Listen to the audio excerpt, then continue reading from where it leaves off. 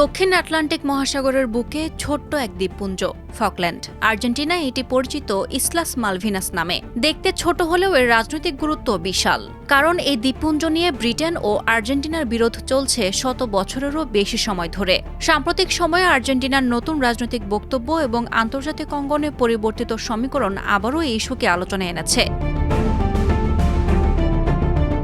ইতিহাস বলছে, প্রথম দিকে এই দ্বীপগুলো ছিল প্রায় জনশূন্য।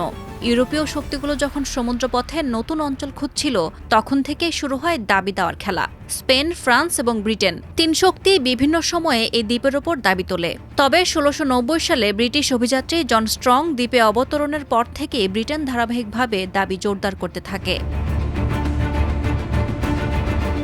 ১৮ শতকে ফরাসি ও স্প্যানিশ বসতি গড়ে উঠলেও পরিস্থিতি দ্রুত জটিল হয়ে যায়। পরবর্তীতে স্পেন নিয়ন্ত্রণ নেয়, কিন্তু দীর্ঘস্থায়ী হতে পারেনি। লাতিন আমেরিকার স্বাধীনতা আন্দোলনের সময় স্পেন দুর্বল হয়ে পড়লে আর্জেন্টিনা দাবি করে এই দ্বীপপুঞ্জ এখন তাদের উত্তরাধিকার।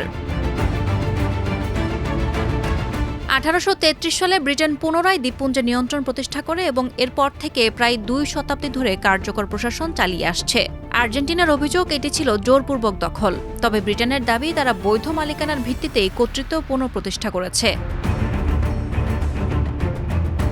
আন্তর্জাতিক আইনে উতি পসিদেতিস ও আত্মনিয়ন্ত্রণ এই দুই নীতি এখানে গুরুত্বপূর্ণ। আর্জেন্টিনা বলছে তারা স্পেনের কাছ থেকে ভূখণ্ডের অধিকার পেয়েছে। অন্যদিকে ব্রিটেন বলছে দ্বীপে বসবাসরত জনগণের মতামতই চূড়ান্ত হওয়া উচিত। ২০১৩ সালের গণভোটে বিপুল সংখ্যাগরিষ্ঠ মানুষ ব্রিটিশ শাসনের পক্ষে মত দেয়। জাতিসংঘ এই দ্বীপপুঞ্জকে স্বশাসনবিহীন অঞ্চল হিসেবে দেখে এবং আলোচনার মাধ্যমে বিরোধ সমাধানের আহ্বান জানিয়ে আসছে।